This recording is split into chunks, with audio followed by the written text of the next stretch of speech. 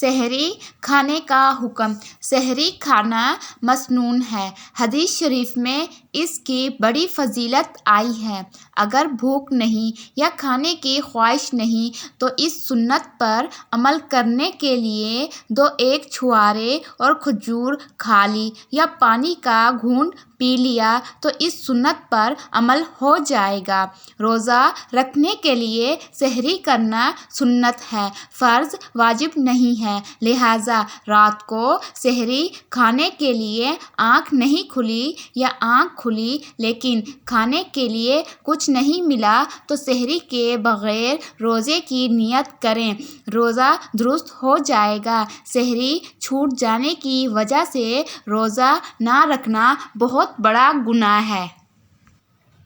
اللہ تعالیٰ کا فرمان ہے، رمضان رحمت، مغفرت، نجات۔ اے ایمان والو، تم پر اس طرح روزے فرض کیے گئے ہیں جیسے تم سے پہلے لوگوں پر فرض کیے گئے تھے تاکہ تم پرہیزگار بن جاؤ۔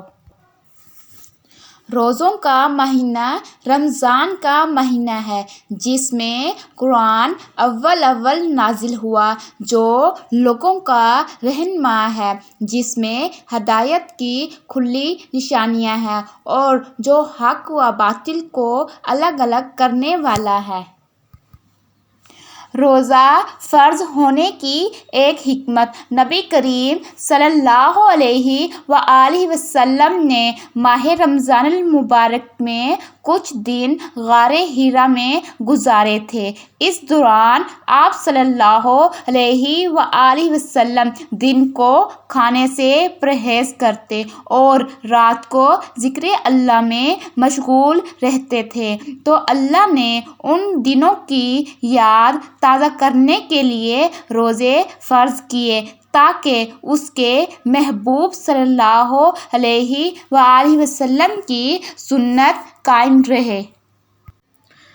رسول اللہ صلی اللہ علیہ وآلہ وسلم نے فرمایا، جس نے رمضان میں روزہ توڑ لیا تھا اسے چاہیے کہ وہ ایک غلام آزاد کرے یا 2 مہینے کے روزے رکھے یا 60 مسکینوں کو کھانا کھلائے۔ رسول اللہ صلی اللہ علیہ وآلہ وسلم نے فرمایا، جنت کا ایک دروازہ ہے جسے ریان کہتے ہیں، قیامت کے دن اس دروازے سے صرف روزے دار ہی جنت میں داخل ہوں گے، ان کے سوا اور کوئی اس میں سے نہیں داخل ہوگا۔ پکارا جائے گا کہ روزے دار کہاں ہیں؟ وہ کھڑے ہو جائیں گے، ان کے سوا اس سے اور کوئی نہیں اندر جانے پائے گا، اور جب یہ لوگ اندر چلے جائیں گے تو یہ دروازہ بند کر دیا جائے گا، پھر اس سے کوئی اندر نہ جا سکے گا۔